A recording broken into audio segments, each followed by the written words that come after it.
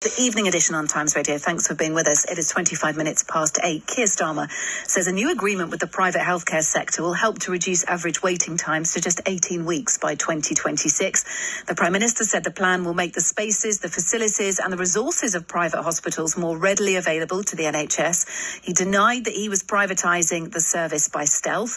Writing in the Times today, he pledged not to let the NHS die and to make sure the service was fit for the future. Let's see what Dr. Steve Taylor, a GP in Manchester and spokesperson for the Doctors Association, thinks of this. Good evening, Steve. Hi, good evening. Nice to speak to you. Good news that the waiting lists are coming down, or not good news in the manner in which it's being executed? Well, I think we'd all agree that getting the waiting list down has got to be a good thing, hasn't it? So whether we use a bit of private healthcare providers to do that, or we find other ways of doing it, that's got to be good.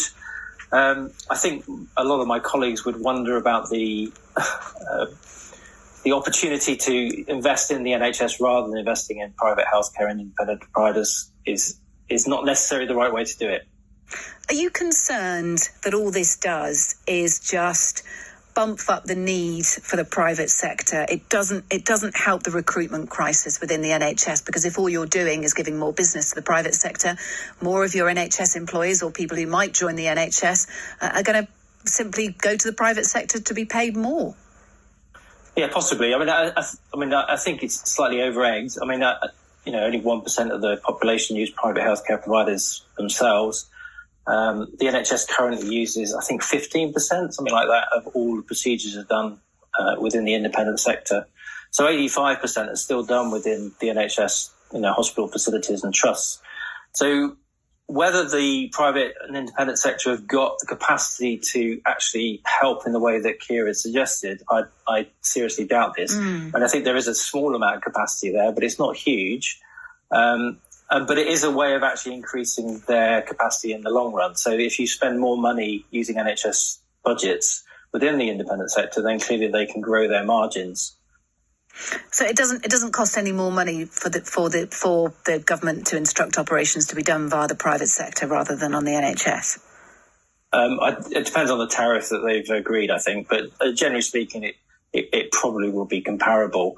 But you've got to remember that any profit that's made, won't be seen as profit because they'll invest it into theatre space and beds and facilities, will increase capacity within the private independent sector. So they'll grow on the basis of using NHS resources. And I think that's the concern that many people within the NHS have had, because they'd love to see that money invested primarily within the NHS in the first place.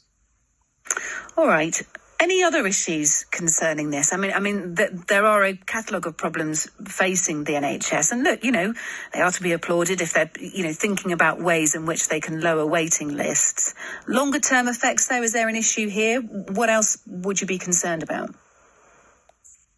Well, yeah, there's 100, they put forth 100 ideas today, which is a huge number of ideas. So you've got to applaud them for coming up with some ideas. I think some of them a very top-down approach to trying to fix some of the solutions where they could have actually come up with more simple and straightforward solutions. Some of the things that I've read make me wonder whether actually they've been written by somebody that's got no idea of how to work within the NHS. Certainly as a GP, we're often stuck between patients who want, one of the things they've suggested, for example, is that patients should be given a choice of 5 different places where they can go for their procedures.